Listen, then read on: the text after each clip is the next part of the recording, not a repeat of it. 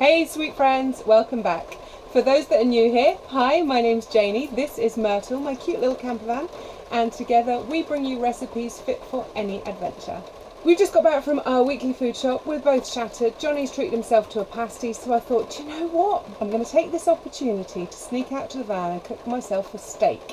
And if I make it for you guys too, then there's no guilt, right? This is like the quickest recipe in the world. I'm sure you don't need to know how to cook a steak, but there might be one or two of you out there in YouTube land that don't know the magic secret to cooking a fantastic steak. So we're going to make it today.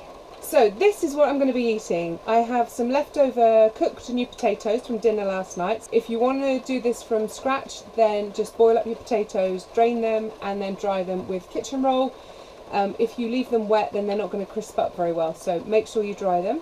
I've got some fresh cherry tomatoes, and I've also got myself a very small steak. Now this is a feather steak, or a feather blade steak. It's from the shoulder of the beast, and it's got this lovely feather of fat running through the centre of it.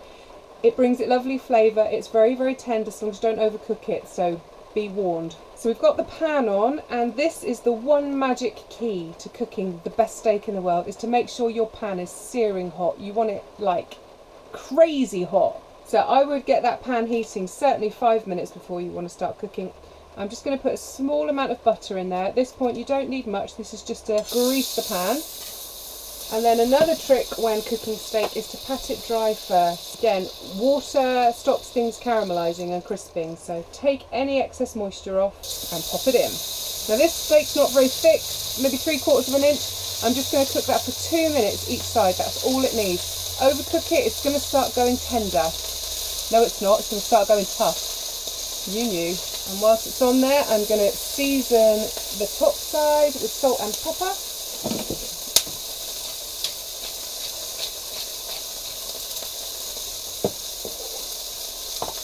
We are smoking! It's really smoking, huh? Can you even see me through the fog? Hello! Are you there? If you've got smoke alarms in your vans, you might want to switch them off before cooking this steak. When your 2 minutes are up, can you see me? When your 2 minutes are up, flip it over. And again, season the top side. And I'm only seasoning it in the pan because I forgot to season it before I put it on. Don't tell anyone. So we're now in the summer holidays down here in Cornwall, and you can always tell the summer holidays down here because unfortunately it starts raining, and it rains solidly for 6 weeks until the kids go back to school, and then ta-da! We get great weather again. Happens every year. Okay, when the 2 minutes on the second side are up, take it off.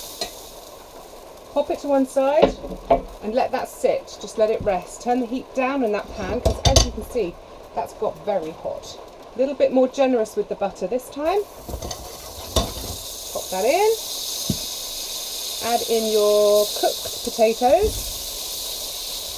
And these potatoes are going to pick up that lovely flavour from the beef. And they'll be extra tasty. Delish. And I'm also going to pop in some cherry tomatoes too.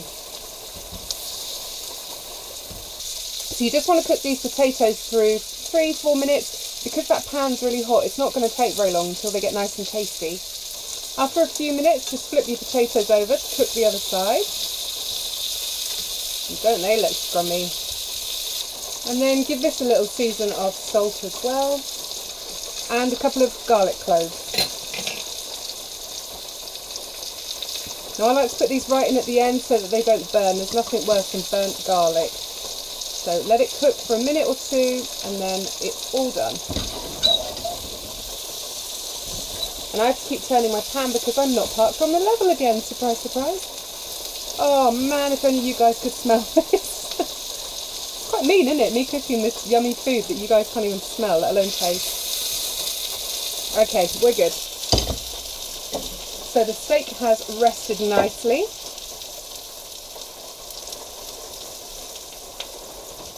I'm not actually going to manage all those potatoes. So there we are, yet another glorious one-pan dinner for you. I hope you like this one. I'm certainly going to enjoy it, that's for sure. If you're always on the lookout for new recipes when you're away in your van, then please consider subscribing to this channel.